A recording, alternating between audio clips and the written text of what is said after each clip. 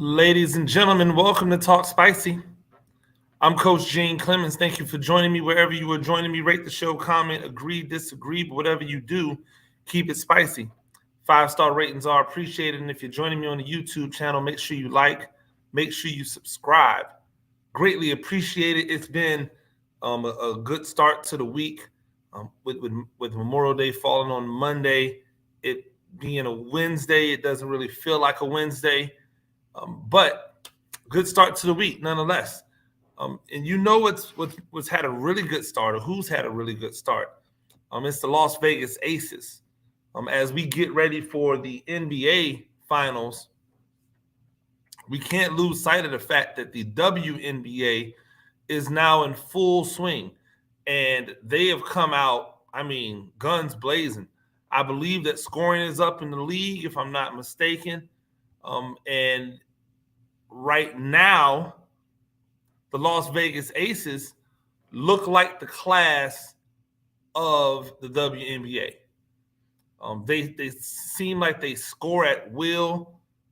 It's hard to keep them under 80 points in a game, which is impressive when you think about the fact that they're only playing 10-minute quarters. There's been a few times where they've touched 100. They live in the 90s. It's been really impressive to watch, and the reason it's been really impressive to watch, for me anyway, is because they essentially shifted philosophies. When Bill Laimbeer decided to step away, and you're able to land a Becky Hammond, who probably should be a head coach in the NBA right now. Wonder what would have happened if she had waited another year with these openings now. Could someone have made that higher? But we won't know. At least we won't know in the immediate because of everything that's going on right now. The idea behind these things, though, is that the Aces have had a big philosophy shift. They went from being center dominant, center shifted. They went from being center dominant with Cambage and Asia Wilson inside. They went from doing like that to one of those. Yeah, one, not the corner.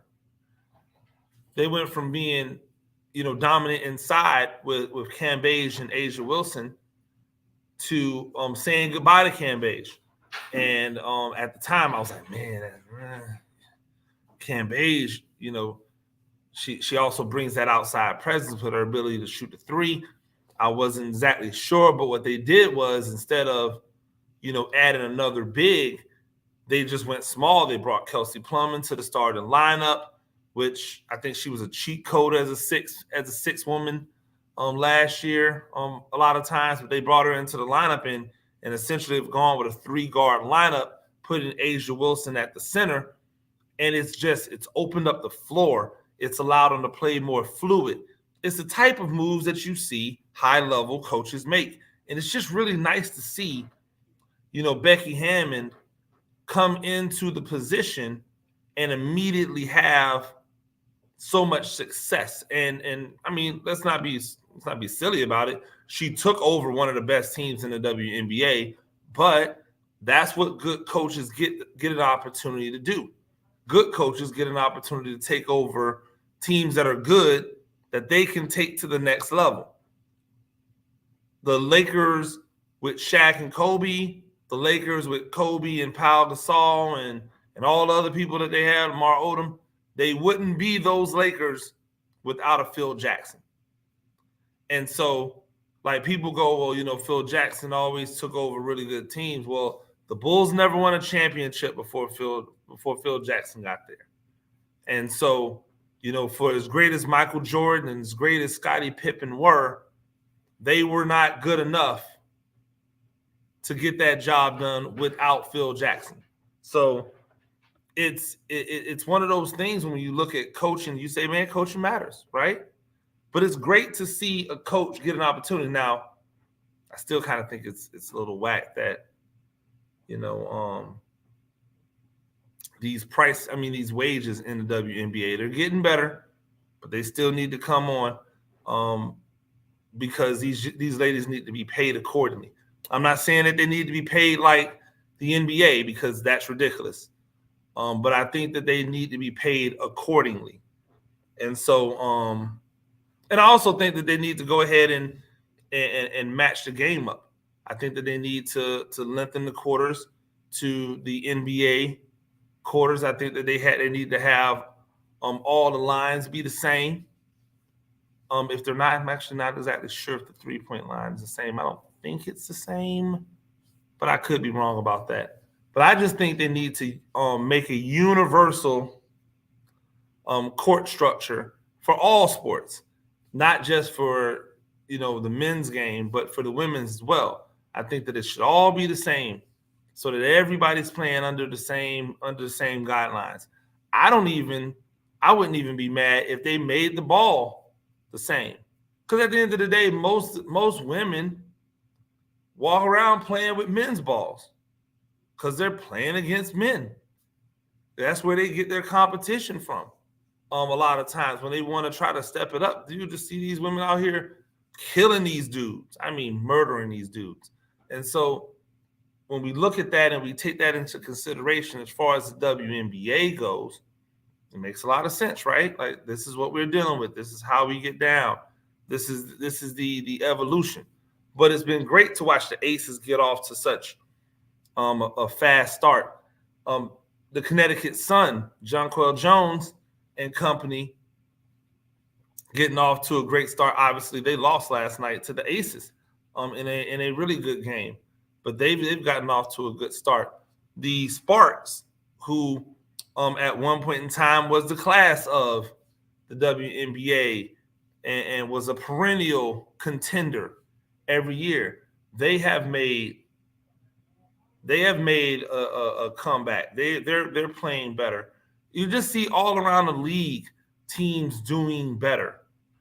That's the theme, right? Teams doing better, teams being competitive, teams scoring, teams playing defense. There's some teams that are locking up, man. And so it's been great to watch in that respect. The WNBA has so much more that it can do. It's only scratched the surface to the to what it can be in the long run if they just continue to stay the course, right? One of the interesting things I find is that a lot of times people will be things won't go the way that people want them to go immediately, and so they just stop.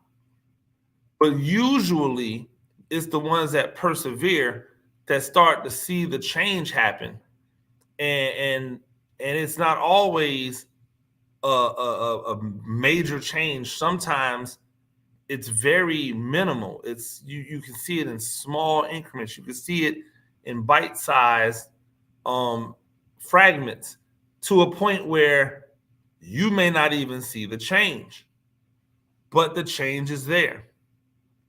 I can tell you one thing that I believe as a change needs to happen for the WNBA.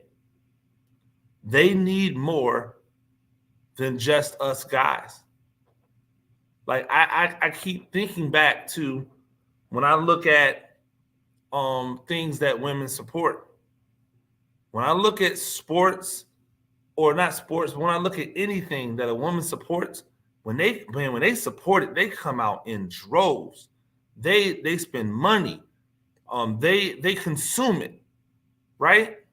Well, when I look at a WNBA game, when I go to a WNBA game, when I'm covering a WNBA game, I see a lot of me. I see a lot of guys.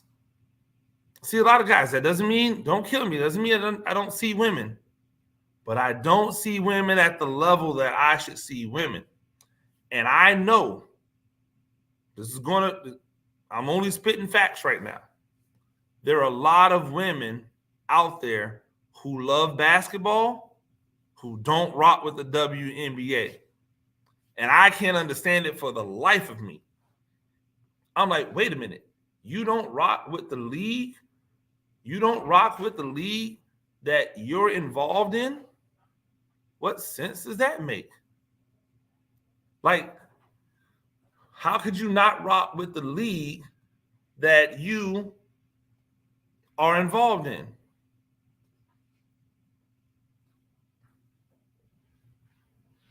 When you look out there on the WNBA as a woman, you see you. So how would you not be able to rock with that? Have a seat, man. So what are you here? All right, go ahead.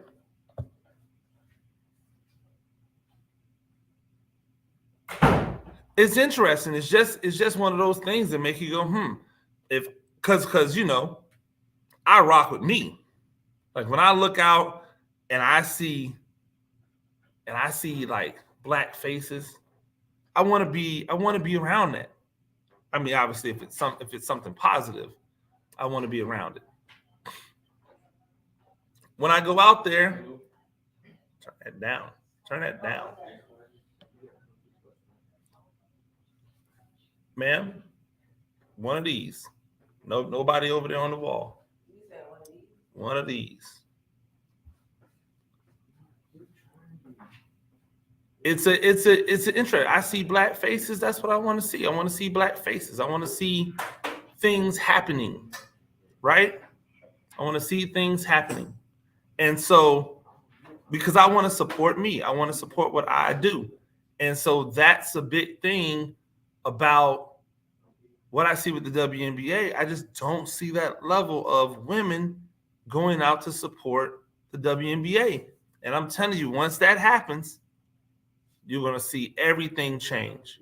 Once you see the support that women give to some of their favorite artists, when you see the support that women give to some of their favorite shows, when you see that support, excuse me, follow the WNBA, that's going to change the entire dynamic. So I'm looking forward to seeing it because I know it's going to happen.